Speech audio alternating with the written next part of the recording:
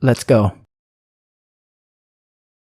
My husband of 20 years is cheating on me with our son's 18-year-old girlfriend. I'm going to use pseudonyms for anyone I reference in this post, i.e. 41F am a stay-at-home mum. My husband, 48M, whom we'll call Paul, works in finance. We have been married for nearly 20 years. We have 2 kids, whom we'll call Eric, our 18-year-old son, currently a senior in high school, and Mary, our 15-year-old daughter. They are both the lights of my life. My marriage with my husband has grown somewhat stale over the years for a myriad of reasons, such as his work schedule and how I've aged poorly since we first met. Our son Eric has a girlfriend, 18F, whom he's been dating since they were freshmen in high school. We'll call her Amy. Eric absolutely adores Amy. She's his first love, and she's someone I've always considered as family. This makes the whole situation emotionally excruciating for me.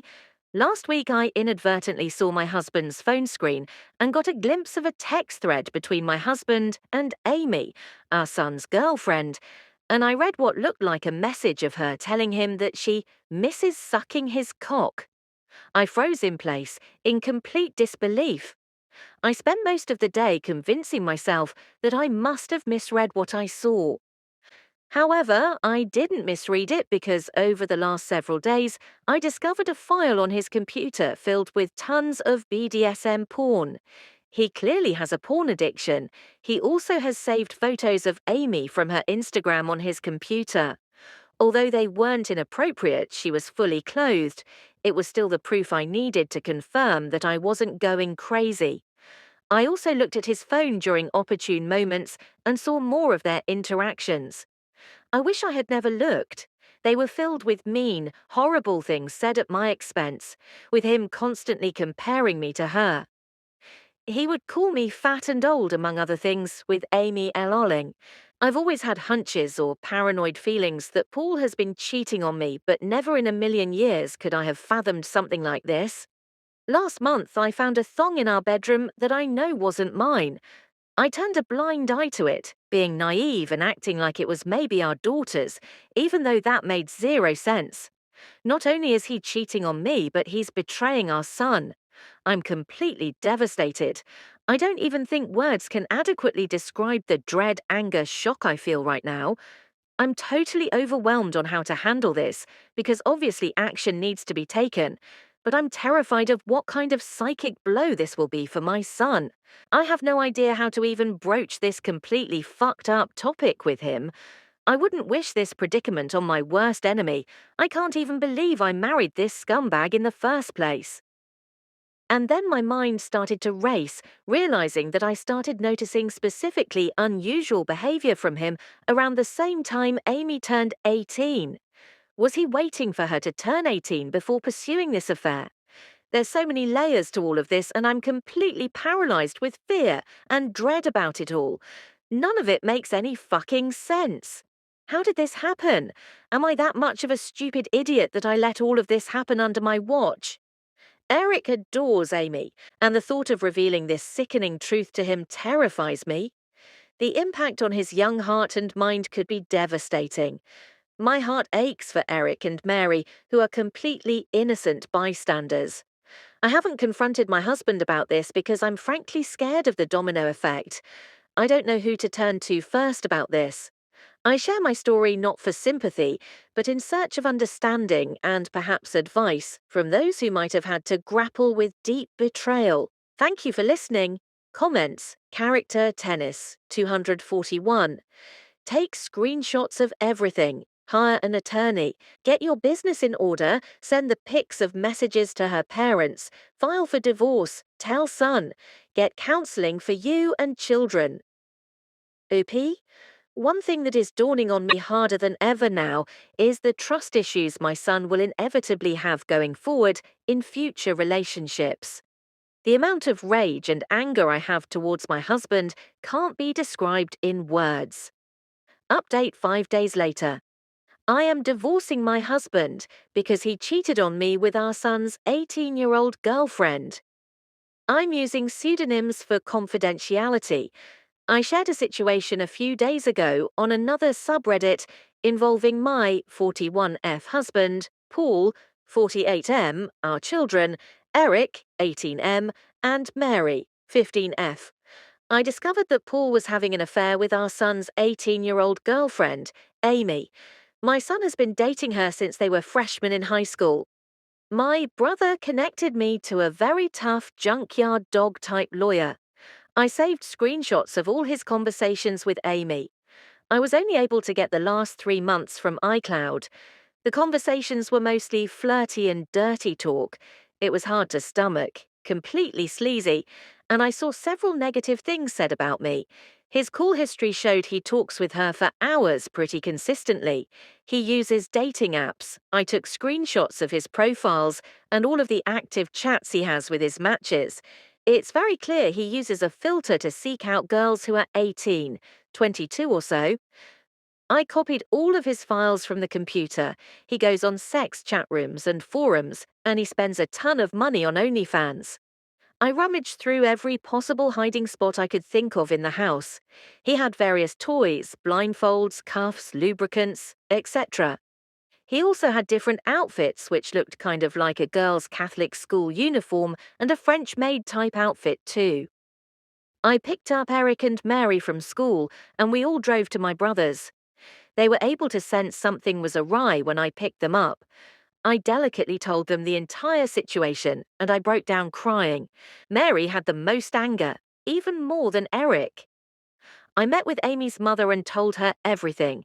She confiscated Amy's phone and gave me the entire chat log.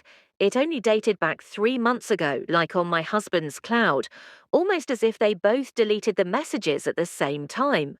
She told me Amy sobbed when confronted.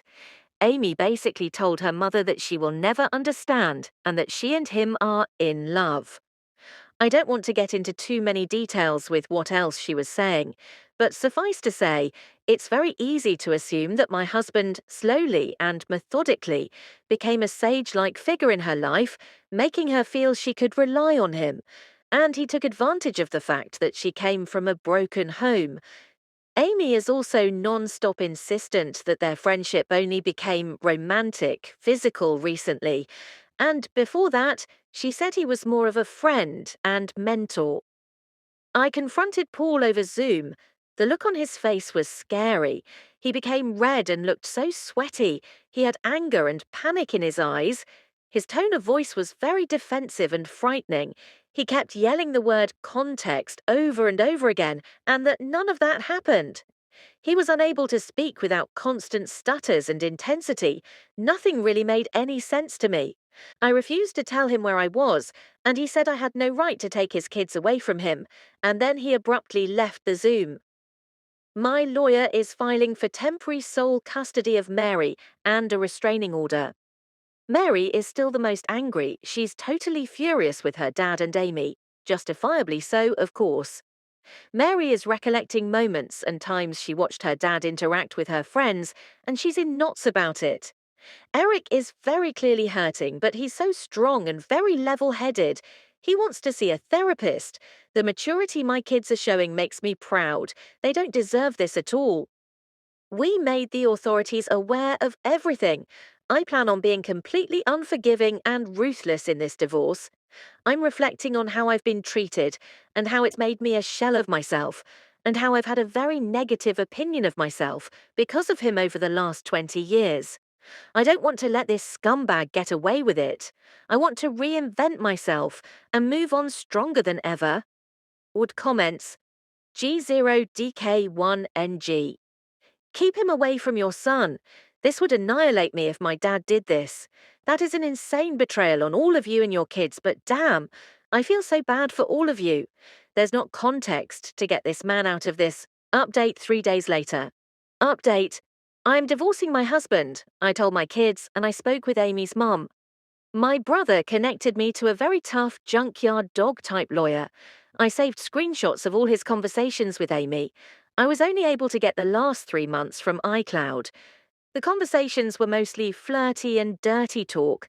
It was hard to stomach, completely sleazy, and I saw several negative things said about me. His call history showed he talks with her for hours pretty consistently. He uses dating apps. I took screenshots of his profiles and all of the active chats he has with his matches.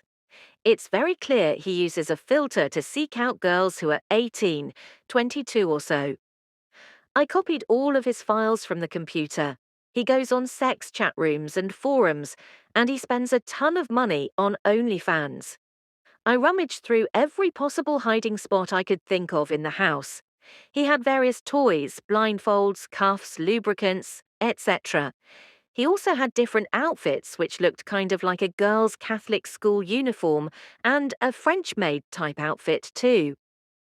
I picked up Eric and Mary from school and we all drove to my brother's.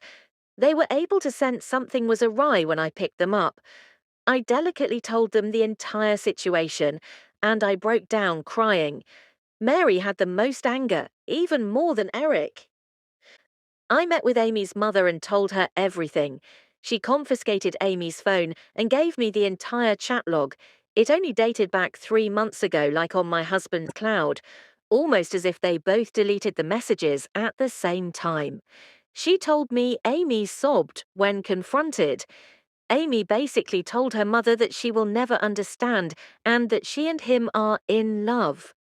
I don't want to get into too many details with what else she was saying, but suffice to say, it's very easy to assume that my husband slowly and methodically became a sage-like figure in her life, making her feel she could rely on him. And he took advantage of the fact that she came from a broken home. Amy is also non-stop insistent that their friendship only became romantic/physical recently, and before that, she said he was more of a friend and mentor. I confronted Paul over Zoom. The look on his face was scary. He became red and looked so sweaty. He had anger and panic in his eyes. His tone of voice was very defensive and frightening. He kept yelling the word context over and over again, and that none of that happened. He was unable to speak without constant stutters and intensity. Nothing really made any sense to me. I refused to tell him where I was, and he said I had no right to take his kids away from him, and then he abruptly left the Zoom. My lawyer is filing for temporary sole custody of Mary and a restraining order. Mary is still the most angry. She's totally furious with her dad and Amy, justifiably so, of course. Mary is recollecting moments and times she watched her dad interact with her friends, and she's in knots about it. Eric is very clearly hurting, but he's so strong and very level-headed. He wants to see a therapist. The maturity my kids are showing makes me proud. They don't deserve this at all. We made the authorities aware of everything. I plan on being completely unforgiving and ruthless in this divorce. I'm reflecting on how I've been treated and how it's made me a shell of myself and how I've had a very negative opinion of myself because of him over the last 20 years. I don't want to let this scumbag get away with it. I want to reinvent myself and move on stronger than ever. Comments. Dear friends, how is your son holding up? What has developed between him and Amy? OOP. He hasn't spoken to Amy yet since finding out the news, and I'm not sure if he ever will again. Update 2 days later. Thank you again for all the love and encouragement. It gives me comfort and means so much to me. I've received many comments and messages accusing me of faking this story, which oddly also provides comfort because all of this feels unreal, even to me.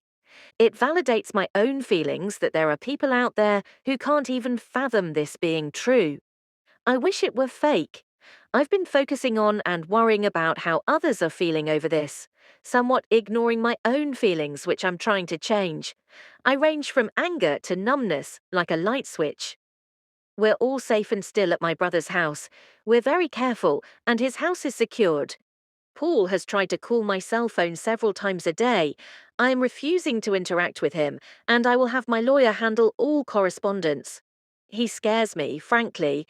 My brother has a very secure house with an alarm system and deadbolt locks. We feel safe with him. Both my son and I got checked out and tested. It appears so far that we're both clean based on the immediate rapid tests, but in the coming days, We'll know for certain when the lab results come in. I'm not overly concerned. Eric is scheduled to see a therapist early next week, which is very good and needed. He's not himself right now. He seems a bit shell-shocked, and I am concerned. He internalizes a lot, and it's hard to get a read on what's going on in his head. That being said, he's thoughtful and has been talking with me, asking me how I'm doing and everything. He's not interested in corresponding with his dad at all. He calls only my cell phone and he hasn't tried to reach out to either Eric or Mary. I get the sense that Paul is extremely nervous. He's scared, and I think he deep down knows that if investigated thoroughly, he would be in big trouble. That's what my gut is telling me. I still think about the Zoom call with him, and the more I think about it, the more it looked like he was a man whose entire world was crashing down on him. The panic in his face was very apparent. I offered Mary for me to make an appointment with a therapist as well, but she doesn't want to see one yet. She said she's open to it eventually, but wants time to herself. She's been asking her friends about her dad and if they experienced any creepiness from him. Her friends were open and honest with her, and apparently they felt like he stared a lot and sensed his hovering presence whenever they were over. One of Mary's friends went so far as to say that she felt like he was checking her out a lot, like looking at her rear and complimenting the color of her yoga pants. At the time, no issue was brought up about it, but in light of everything that has been happening, it seems strange now. He would sit himself in different areas or vantage points to get a good view of her, she claimed. He also asked questions about what kind of friend group or which clique they were in at school. He kept asking about if they were popular girls. I'm completely embarrassed that they had this experience at our house. As for updates on Amy, which is the main reason why I wanted to write this update, I completely agree that she is also a victim. A lot of people have been emphasizing that, and I agree. I've done everything I could in my own power to indirectly get her opportunities to get help. Like I said, I told her mother, and she's been updating me on everything. Amy, unfortunately, is still living in her deluded reality, and I can only pray that she'll eventually come to her senses. She doesn't want to see any doctors or therapists at all, and has been constantly trying to reach Paul because, again, she believes that they are in love. From what I've been told, she hasn't been able to get hold of him, and he's been avoiding communication with her completely. Amy blames me for that and believes I took away his devices and am very controlling. Any truth that her mother tries to convey to her is met with conspiracy theories and hostility. Amy looks at me as a villain and still sees Paul through rose-colored glasses. Her mother showed her screenshots of his dating app profiles and matches, and she refuses to believe it, saying I photoshopped it. According to her mum, Amy keeps saying things like everyone is just mad because she found herself a real man, and that I'm jealous because she takes better care of him than I do. It's in line with some of the conversations I screenshot, where a lot of what Paul says is him complaining about things I don't do for him sexually. Right now, she's insistent that she and Paul will be together in the long run.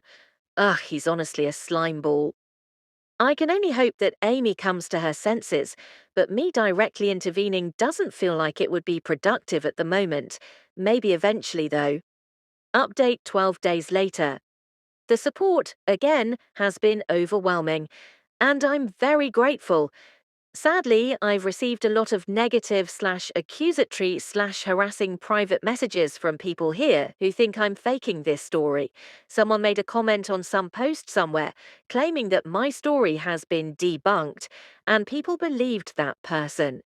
I've seen an uptick in negative messages accusing me of making this up for money. I'm not asking for money at all. Coming here was completely rooted in emotional desperation, and I didn't expect anyone to get invested in my story this way. But again, I'm not looking for anything out of this. I have no reason to lie. I'm not gaining anything from this. If you don't believe me, that's fine. I don't care. But the only thing I ask is to not cross the line and start sending me private messages that are mean-spirited or accusatory. The only reason I'm continuing to post is because of those of you who've sent me love here, and the support really lifted my spirits.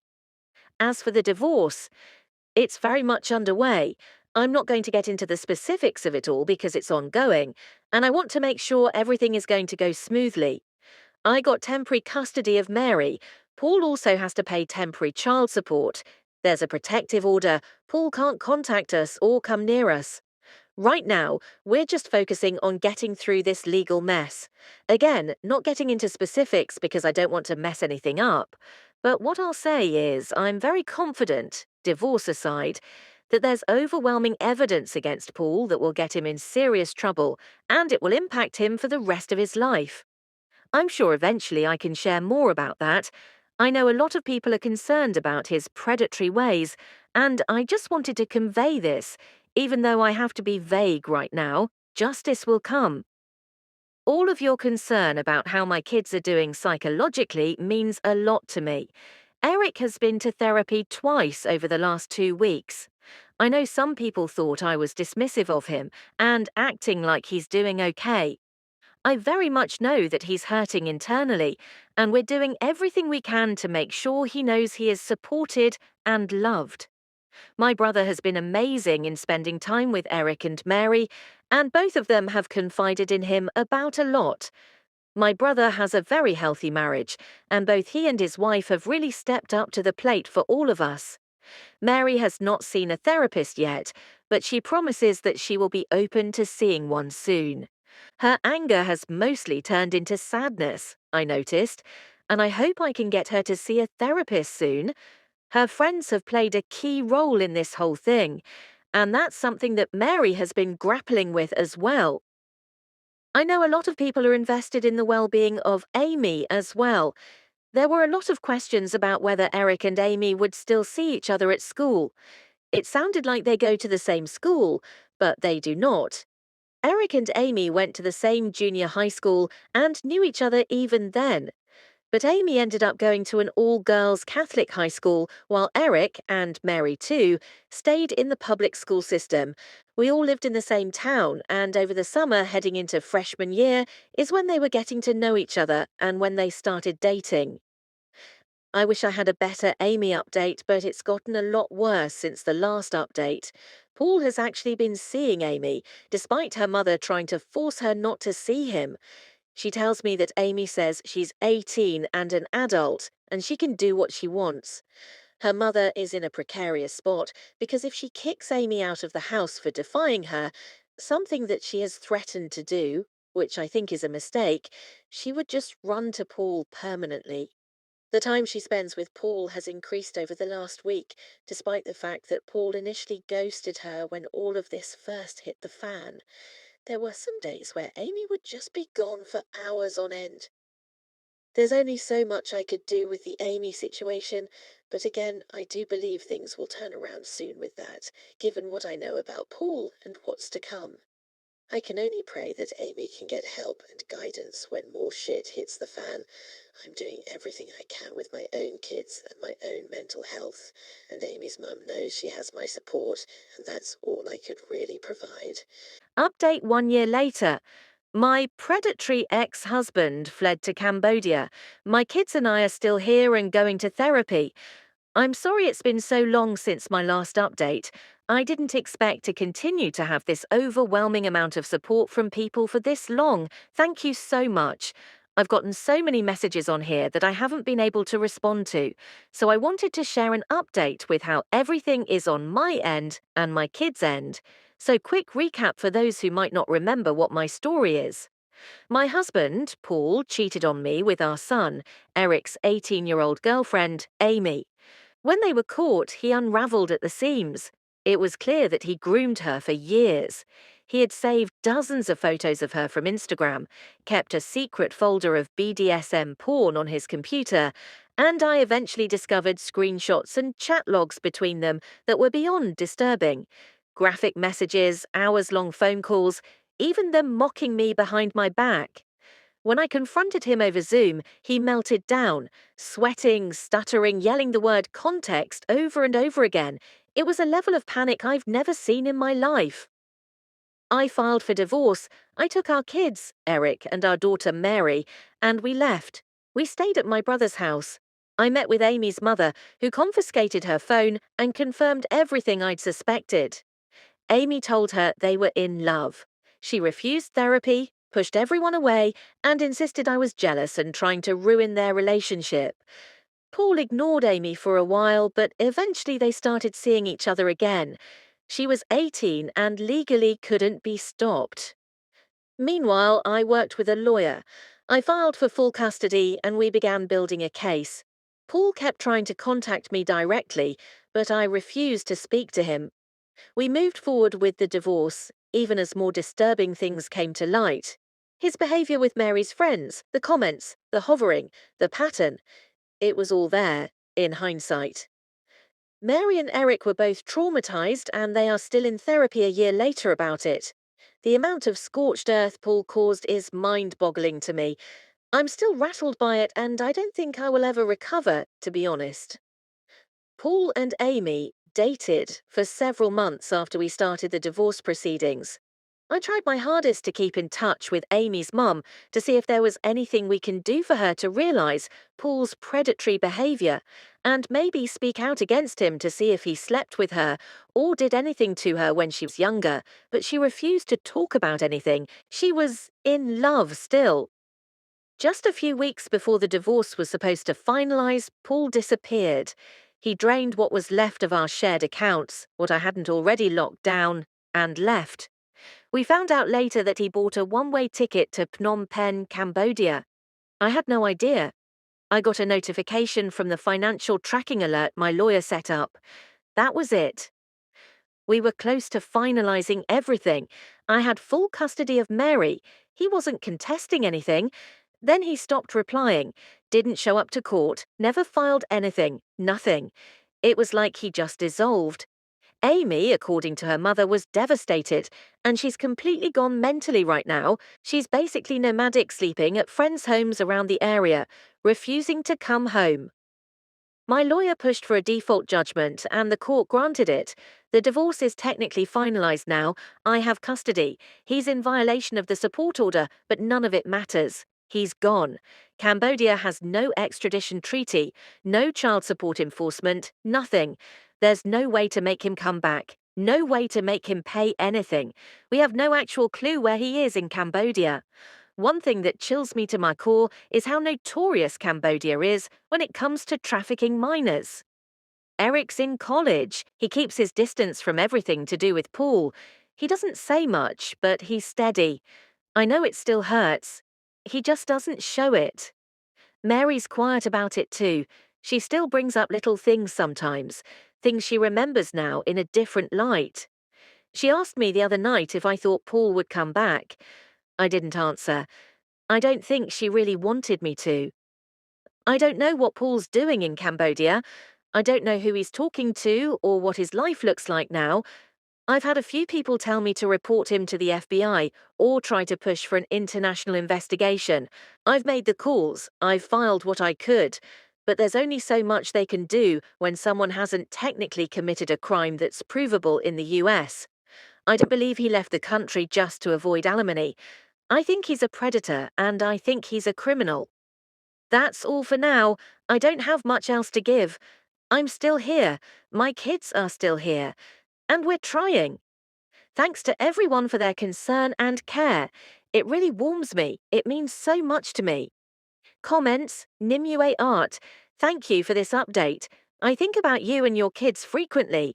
You alluded to him being in legal trouble in your prior posts. Is this why he fled? Oopie, just my gut feeling that he fled because I think he's been with minors. Complex Illustrator 3. From what I've learned studying criminology, there's often a pattern to behaviours of people like your ex. I really think he will be back and that he will get caught. Maybe him fleeing is a blessing in disguise because that puts an actual physical barrier between your family and him. As a mum, woman, well, hopefully decent human being, I would like to thank you for doing the best you could to protect everyone. It must have hurt so much. It's now time for you, for your healing. I wish you all the best and all the happiness you can have. Edit. may I just quickly add something regarding Amy? Maybe you need to hear it. You have done everything you could. There's a moment in horrible situations like this when we just need to step back and allow people involved make their own decisions and let ourselves have some breathing space from everyone's feelings. It often sucks because we want to just grab them and shake them by their shoulders until they click into sanity. But your body needs to recover too. Your nervous system needs to recover, eat well, and sleep plenty. I really hope that there's no guilt involved on your part, because if her life is awful from this point on, it's your ex fault. And I hope that you know it.